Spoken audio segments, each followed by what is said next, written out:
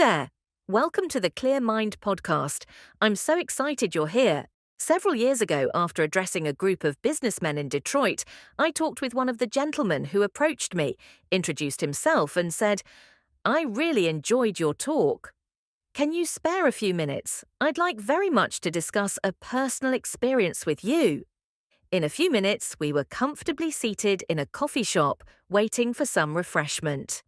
"I have a personal experience," he began, "that ties in perfectly with what you said this evening about making your mind work for you instead of letting it work against you. I've never explained to anyone how I lifted myself out of the world of mediocrity, but I'd like to tell you about it. And I'd like to heal it," I said. "Well, just 5 years ago, I was plodding along, just another guy working in the tool and die trade. I made a decent living by average standards, but it was far from ideal. Our home was much too small, there was no money for those many things we wanted. My wife, bless her, didn't complain much, but it was written all over her that she was more resigned to her fate than she was happy. Inside, I grew more and more dissatisfied. When I let myself see how I was failing my good wife and 2 children, I really hurt inside. But today, things are really different," my friend continued. "Today, we have a beautiful new home on a 2-acre lot and a year-round cabin a couple 100 miles north of here. There's no more worry about whether we can send the kids to a good college, and my wife no longer has to feel guilty every time she spends money for some new clothes. Next summer, the whole family is flying to Europe to spend a month's holiday. We're really living." "How did this all happen?" I asked. "It all happened," he continued, "when, to use the phrase you used tonight, I harnessed the power of belief. 5 years ago, I learned about a job with a tool and die company here in Detroit. We were living in Cleveland at the time. I decided to look into it, hoping I could make a little more money. I got here early on Sunday evening, but the interview was not until Monday. Mere dinner, I sat down in my hotel room, and for some reason I got really disgusted with myself. Why, I asked myself, am I just a middle-class failure? Why am I trying to get a job that represents such a small step forward? I don't know to this day what prompted me to do it, but I took a sheet of hotel stationery and wrote down the names of 5 people I've known well for several years, who had far surpassed me in earning power and job responsibility. 2 were former neighbours who had moved away to fine subdivisions. 2 others were fellows I had worked for, and the third was a brother-in-law. Next, again, I don't know what made me do this. I asked myself, what do my 5 friends have that I don't have, besides better jobs? I compared myself with them on intelligence, but I honestly couldn't see that they excelled in the brains department. Nor could I truthfully say they had me beat on education, integrity, or personal habits. Finally, I got down to another success quality one hears a lot about: initiative. Here I hated to admit it, but I had to. On this point, my record showed I was far below that of my successful friends. It was now about 3 a.m., but my mind was astonishingly clear. I was seeing my weak point for the first time. I discovered that I had held back. I had always carried a little stick. I dug into myself deeper and deeper, and found the reason I lacked initiative was because I didn't believe inside that I was worth very much. I sat there the rest of the night just reviewing how lack of faith in myself had dominated me ever since I could remember had used my mind to work against myself. I found I had been preaching to myself why I couldn't get ahead instead of why I could. I had been selling myself short. I found this streak of self-depreciation showed through in everything I did. Then it dawned on me that no one else was going to believe in me until I believed in myself. Right then, I decided, I'm through feeling second class. From here on in, I'm not going to sell myself short. Next morning, I still had that confidence. During the job interview, I gave my newfound confidence its first test. Before coming for the interview, I'd hoped I would have courage to ask for $750, or maybe even $1,000 more than my present job was paying. But now, after realizing I was a valuable man, I upped it to $3,500. And I got it. I sold myself because after that one long night of self-analysis, I found things in myself that made me a lot more saleable. Within 2 years after I took that job, I had established a reputation as the fellow who can get business. Then we went into a recession. This made me still more valuable because I was one of the best business getters in the industry. The company was reorganized, and I was given a substantial amount of stock plus a lot more pay. Believe in yourself, and good things do start happening. Your mind is a thought factory. It's a busy factory, producing countless thoughts in one day. Production in your thought factory is under the charge of two foremen, one of whom we will call Mr. Triumph and the other Mr. Defeat.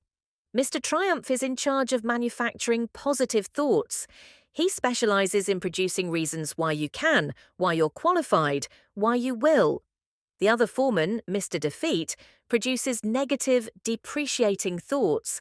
He is your expert in developing reasons why you can't, why you're weak, why you're inadequate. His specialty is the why you will fail chain of thoughts. Both Mr. Triumph and Mr. Defeat are intensely obedient. They snap to attention immediately. All you need do to signal either foreman is to give the slightest mental beck and call. If the signal is positive, Mr. Triumph will step forward and go to work. Likewise, a negative signal brings Mr. Defeat forward. To see how these two foremen work for you, try this example. Tell yourself, today is a lousy day. This signals Mr. Defeat into action, and he manufactures some facts to prove you are right. He suggests to you that it's too hot or it's too cold, business will be bad today, sales will drop, other people will be on edge, you may get sick, your wife will be in a fussy mood. Mr. Defeat is tremendously efficient. In just a few moments, he's got you sold. It is a bad day. Before you know it, it is a heck of a bad day. But tell yourself, today is a FME day, and Mr. Triumph is signaled forward to act. He tells you, this is a wonderful day. The weather is refreshing. It's good to be alive. Today you can catch up on some of your work, and then it is a good day. In Lalique fashion, Mr. Defeat can show you why you can't sell Mr. Smith. Mr. Triumph will show you that you can. Mr. Defeat will convince you that you will fail, while Mr. Triumph will demonstrate why you will succeed.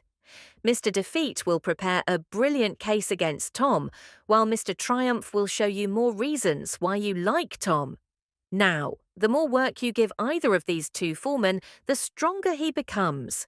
If Mr. Defeat is given more work to do, he adds personnel and takes up more space in your mind. Eventually, he will take over the entire thought manufacturing division, and virtually all thought will be of a negative nature. The only wise thing to do is fire Mr. Defeat. You don't need him. You don't want him around telling you that you can't, you're not up to it, you'll fail, and so on. Mr. Defeat won't help. You get where you want to go, so boot him out. Use Mr. Triumph 100% of the time.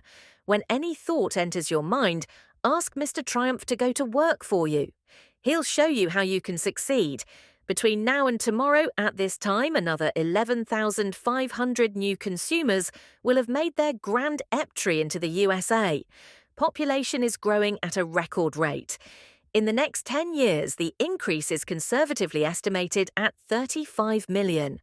That's equal to the present combined metropolitan population of our 5 biggest cities: New York, Chicago, Los Angeles, Detroit, and Philadelphia. Imagine! New industries, new scientific breakthroughs, expanding markets all spell opportunity. This is good news. This is a most wonderful time to be alive. All signs point to a record demand for top-level people in every field. People who have superior ability to influence ERs, to direct their work, to serve them in a leadership capacity. And the people who will fill these leadership positions are all adults or near adults right now. One of them is you. The guarantee of a boom is not, of course, a guarantee of personal success. Over the long pull, the United States has always been booming. But just a fast glance shows that millions and millions of people, in fact, a majority of them struggle but don't really succeed. The majority of folks still plug along in mediocrity despite the record opportunity of the last 2 decades. And in the boom period ahead, most people will continue to worry, to be afraid, to crawl through life feeling unimportant, unappreciated, not able to do what they want to do. As a result, their performance will earn them petty rewards, petty happiness. Those who convert opportunity into reward, and let me say, I sincerely believe you are one of those, else you'd rely on luck and not bother with this book, will be those wise people who learn how to think themselves to success. Walk in. The door to success is open wider than ever before. Put yourself on record now that you are going to join that select group that is getting what it wants from life. Here is the first step towards success. It's a basic step. It can't be avoided. Step 1. Believe in yourself. Believe you can succeed. See you tomorrow for our next episode, where we'll dive deeper into curing excusitis and breaking free from the habits that hold us back.